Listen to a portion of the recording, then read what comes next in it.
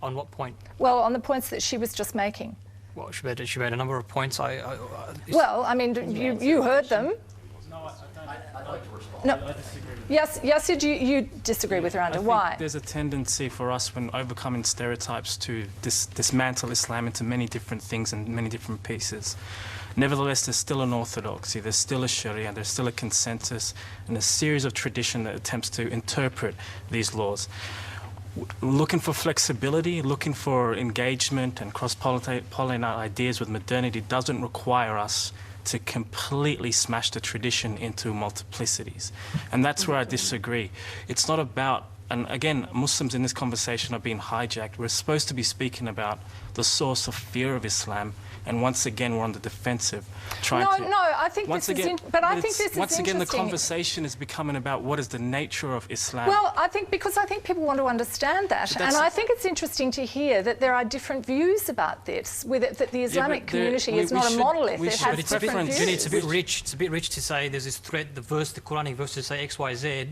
Whilst on the ground, for example, the US has over 800 military bases around the world, outside the United States, hundreds of those in the Muslim world. So who's taken over whom? Okay, I want to get back though to the range of views within the Muslim communities, and I would stress the plurality there rather than it being a singular monolithic group, and that's what I'm interested in getting to. That's the myth.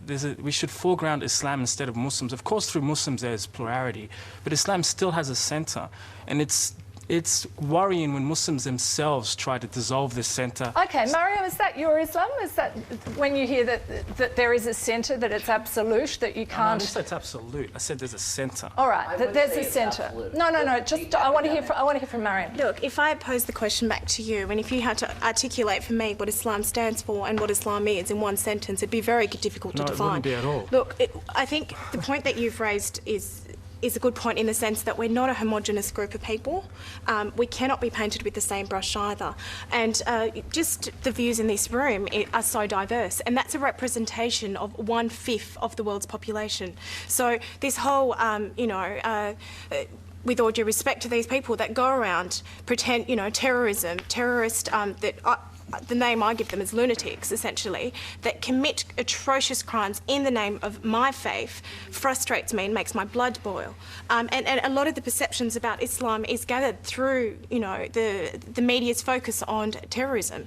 And for me personally, Islam, condemns terrorism. The acts that took place on September 11th, the Bali bombings, the London bombings. If Islam condemns terrorism and at the same time Islam is many, what's your reference point for saying bin Laden is wrong? What's your reference point for saying the racist interpretation of Islam is wrong? There has to be a centre that can distinguish right Islam from wrong Islam. And this is what I'm sensitive about. You guys are dissolving this centre simply so we can be seen. Where is the centre? Yeah, where is the centre? What do you think the centre is? I mean, you just go across the Muslim world, you'll find an orthodoxy that grounds it in the Quran and Sunnah. It's very clear. Where? Who? Yeah, we're trying to say that 90% of the Muslim world that fall under the category of Sunnah, doesn't exist. But there's diversity and plurality of opinions within Sunnah. I find this really interesting. I'll get to you in a moment, Iqbal. But Yasser, I'm interested in your background as well, because you grew up in Melbourne with what you describe as secular parents. Now, you say you're someone who's trying to be a more traditional Muslim.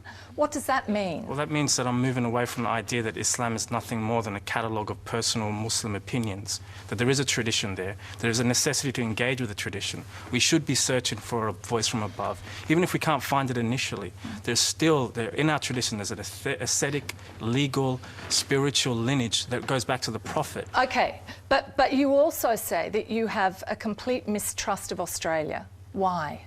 Because I think the conversation isn't at all times honest. For example, nobody wants to acknowledge that there's a centre in Australia, a white Australia, that determines what is acceptable and what isn't acceptable. It's not visible, but it's there and it's productive. And okay, Randa, you're sort of arguing with some of these notions.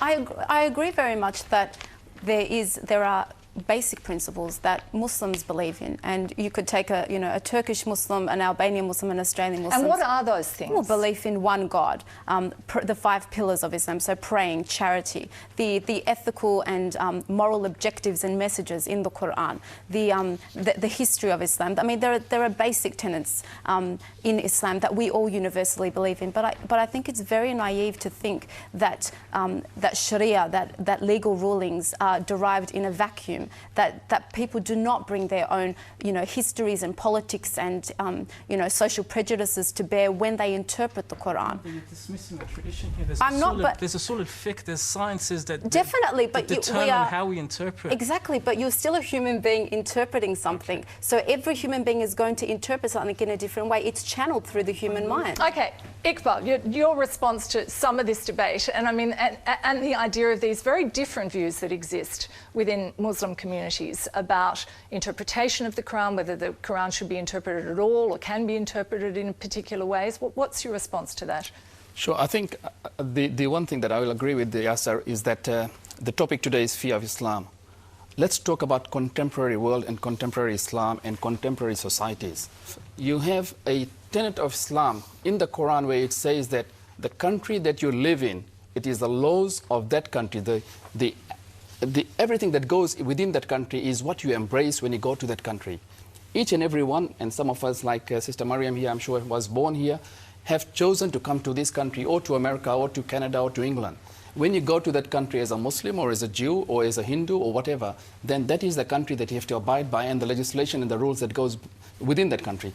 Now, in terms of Australia, we've got some 120 different nationalities or ethnicities of Muslims in this country. There is one Islam, of course, but we come from different countries and therefore the cultural context and other things that come in. In terms of Islam, algebra was given to the world by Muslims. There have been great inventions by the Muslims. In terms of Muslims and great leaders in the past who have embraced Jews and others into their world. Albania, there were many Jews who were harbored and given shelter by Muslims. I mean, that is not the Islam that we are talking about here. So there is a lot in Islam that has given to the world that this debate is not bringing out. Okay, gentleman over here has had his hand up for a long time. Yep. The show's about fear of Islam. Today in the US state of Oklahoma, the voters are being asked whether they want to amend the state's constitution to prevent the possible introduction of Sharia law because of seeing what I'd refer to as Sharia creep in some European countries. And it seems very concerning to me as someone who knows nothing about Islam and has nothing against it, that if, say, you convict a theft, you chop off a hand, or if a woman is raped, she's stoned to death because she supposedly asked for it. How can someone here please tell me? Can someone here? No woman is stoned. All right, Reza, can I get a quick response from you to that? To that man's concerns? Well, as I said, what he's talking about is the very long penal codes that one finds in the multiple schools of Sharia.